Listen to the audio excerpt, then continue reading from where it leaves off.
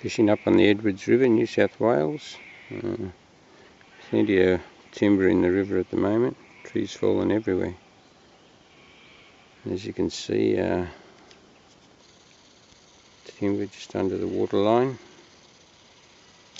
and stuff's everywhere and above. All weekend been rubbing across stuff and bouncing into stuff, but yeah, these things don't seem to mind it at all.